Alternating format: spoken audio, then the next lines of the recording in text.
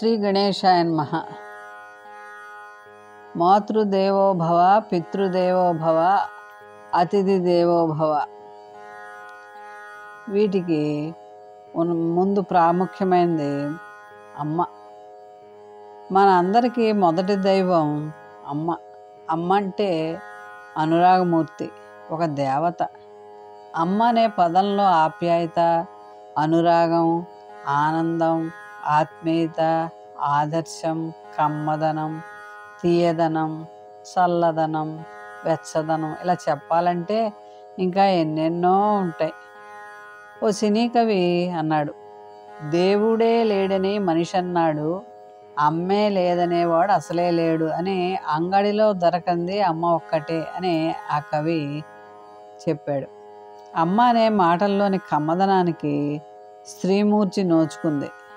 ఆమె గర్భం ధరించింది మొదలు 9 నెలలు మోసి ఎన్నో సంఘటనలు ఎదుర్కొని తన రక్త మాంసాలు పంచి మనకు జన్మనిస్తుంది. ఏ శుభముహూర్తాన మన ఇంటి కోడలుగా వచ్చిందో అప్పటి నుంచి ఆమె తన అత్తమామ సేవలు, ఆడబిడ్డలను ఆదరించడం, భర్త పట్ల అనురాగం, బావమరుదులను గౌరవంతో ప్రేమతో చూడడం, ఇవన్నీ కూడా ఆమె విధులు. భర్తను మంచి పనులకు ప్రేరేపించి అన్ని రంగాల్లో అండదండలుగా ఉండి కుటుంబ బరువు బాధ్యతలు మోయటానికి సిద్ధపడే సాహసవనిత అమ్మ. దాంపత్య జీవనం వల్ల మనకు జన్మనిచ్చి మన అన్నదమ్ములకు, అక్క చెల్లెళ్లకు జన్మనిచ్చి మన బాగోగులు చూస్తూ విద్యాబుద్ధులకు అవకాశం కల్పించి మనకు మంచి భవిష్యత్తును కల్పించుటకు తన కోరికలను త్యాగం చేసి మన కోరికలను తీర్చే స్త్రీమూర్తే అమ్మ. మనకు జన్మనిచ్చిన మాతృమూర్తిని ఈ ప్రపంచం మీద జీవించినంత కాలం ఏ బిడ్డ మర్చిపోకూడదు కూడా. మోగ జీవాలైన పశుపక్షాదులు కూడా తమ బిడ్డల పట్ల చూపే ప్రేమానురాగాలంతా ఇంత కాదు. అందుకే అమ్మ తమ బిడ్డలకు పంచే ప్రేమ వెలకట్టలేంది. అలాగే తర్వాత మాతృదేవోభవ, తర్వాత పితృదేవోభవ. నాన్న తన తల్లిదండ్రులకు నేర్పించిన విద్యాబుద్ధులు నేర్చుకుని తనకు తగ్గ ఉద్యోగం కానీ, తన అర్హతకు తగ్గ ఇతర పనులు కానీ ఎన్నుకొని తాను కష్టపడి తన పిల్లల కోసం, వారి భవిష్యత్తు కోసం నిత్యం తప్పించే తండ్రిని నాన్న అని పిలుస్తాం. తన శోణితాన్ని భార్య గర్భంలో నిక్షిప్తం చేసి సత్సంతాన్ని కనడానికి మన పుట్టుకకు తోడ్పడిన తండ్రిని, తల్లిని ఏనాడు ఎన్ని కష్టాలు వచ్చినా మరవకూడదు.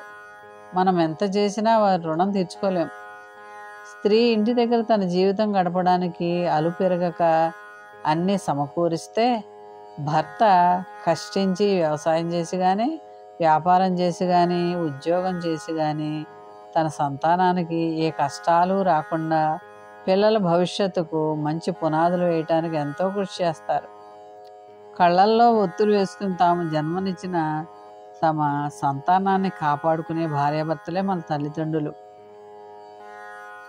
శ్రీరామచంద్రుడు మానవావతారం ఎత్తి పరిపూర్ణమైన మానవుడిగా జీవించి ధర్మార్థ కామోక్షాలను స్వయంగా అనుభవించిన తర్వాత తానే ఇలా చెప్పాడు, తల్లి జన్మించిన ప్రదేశం స్వర్గం కన్నా ఉత్తమమైనవని.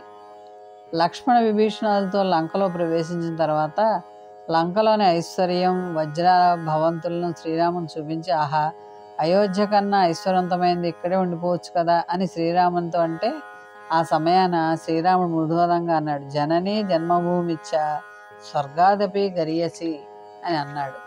కాబట్టి తల్లి తండ్రులు మనకు ఎంతో పుణ్యం చేసుకుంటే కానీ మంచి తల్లిదండ్రులు మనకి. అలా తండ్రి మాట వినటానికై సీతారాములు అరణ్యవాసం చేసి 14 ఏళ్ళు వనవాసం చేశారు. ఆ దశరథుని తనయుడు అని అంటే శ్రీరాముడికి ఎంతో ఇష్టం. తల్లికి ప్రతిరోజు నమస్కారం చేస్తే 6 సార్లు భూప్రదక్షిణ చేసినంత, 10,000 సార్లు కాశీ వెళ్ళినంత, 100,000 సార్లు సముద్ర స్నానం చేసినంత ఫలితం వస్తుంది. ఇటు వాటికి 10 రెట్ల ఫలం మాతృవందనం ద్వారా కూడా కలుగుతుంది. కాబట్టి ప్రతి ఉదయం తల్లిదండ్రులు నమస్కారం చేయాలి. తల్లిదండ్రులను సేవించి పుణ్యాన్ని సంపాదించుకోవాలి. ఓసారి వినాయకుడు ఈ గణాధిపత్యం ఎవరికి ఇవ్వాలి అనే మీమాంస వచ్చినప్పుడు అందరూ కూడా గజానుడు మరుగుజ్జువాడు కాబట్టి కుమారస్వామికి ఇద్దామని చెప్పి వాళ్ళిద్దరికీ కూడా ఒక పోటీ పెడతారు.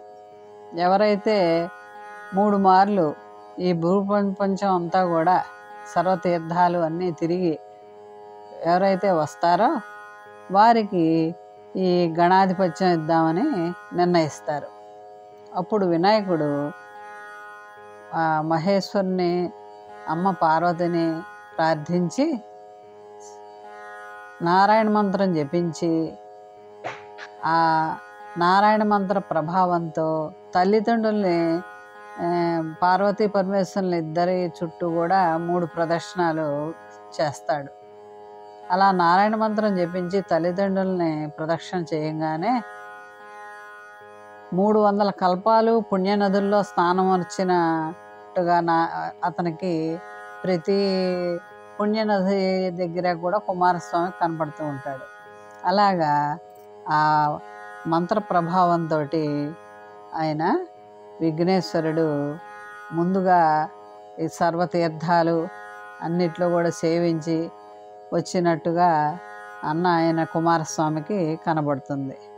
కాబట్టి తల్లిదండ్రుల్ని పూజించి తరించాడు, గణాధిపత్యాన్ని సంపాదించాడు. ఆచార్య దేవోభవ. ఆచార్య దేవోభవ అంటే సత్ప్రవర్తన కలిగి ప్రతిభావంతులైన పౌరులుగా విద్యార్థులను రూపొందించడంలో గురువులకు విశేషమైన స్థానం ఉంది. గురుర్బ్రహ్మ గురుర్విష్ణు గురుర్దేవో మహేశ్వర గురు సాక్షాత్ పరబ్రహ్మ తస్మై శ్రీ గురవే నమః. ఓసారి కబీర్ని ప్రశ్నిస్తే, నీకు గురువుగారు దేవుడు ఒకేసారి కనిపిస్తే ఎవరికి నమస్కారం చేస్తావు అంటే, ఆ దేవుని దర్శింపజేసే జ్ఞానాన్ని ప్రసాదించిన ఆ గురువుకే ముందుగా నమస్కారం చేస్తాను అని ఆయన చెప్పేట. తల్లిదండ్రులు మన మొదటి అధ్యాపకులైతే అధ్యాపకులు మన రెండవ తల్లిదండ్రులు అవుతారు. గురువు యొక్క పాత్ర ఎనలేనిది. గు అంటే అజ్ఞాన అంధకారాలన్నీ నుండి తొలగించేవాడు. రు అంటే జ్ఞాన వికాసాన్ని కలగజేసేవాడు.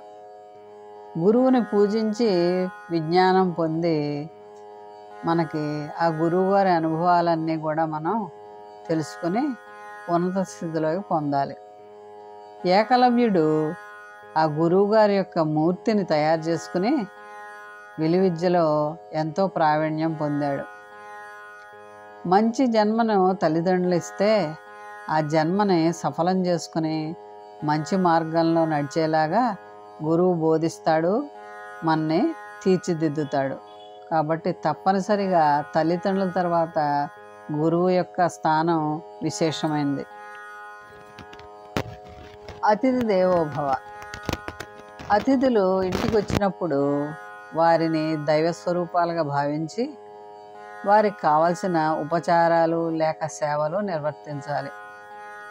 వారికి నచ్చిన విధానంగా మనం ఆతిథ్యాన్ని అందించాలి. వారి మనస్సును నొప్పించకుండా చక్కగా వ్యవహరించి వారిని సేవించాలి. దేవుడు అతిథి రూపంలోనే మన ఇంటికి వస్తూ ఉంటాడు. కాబట్టి అతిథుల్ని గౌరవించి సేవిస్తే తద్వారా వంశాభివృద్ధి కలుగుతుంది. కాబట్టి మాతృదేవోభవ, పితృదేవోభవ, ఆచార్య దేవోభవ, అతిథి దేవోభవ. నిత్యం ఈ నలుగురిని కూడా గుర్తుంచుకుని వాళ్ళని గౌరవించి మానవ జీవితాన్ని ధన్యం చేసుకోవాలి. మోహన్వాణి ఛానల్ వారికి ధన్యవాదాలు. వినండి, వినిపించండి, వింటూనే ఉండండి. ఇంతవరకు మన ఛానల్కి ఎవరైనా సబ్స్క్రైబ్ చేసుకోకపోతే ఇప్పుడే ఈ క్షణమే సబ్స్క్రైబ్ చేసుకుని ఆ పక్క నుండి బెల్ బటన్ మ్రోగించి మమ్మల్ని ప్రోత్సహిస్తారని మనస్ఫూర్తిగా కోరుకుంటూ, సర్వే జనా సుఖినో భవంతు, లోకా సమస్త సుఖినో భవంతు. ధన్యవాదాలు. స్వస్తి.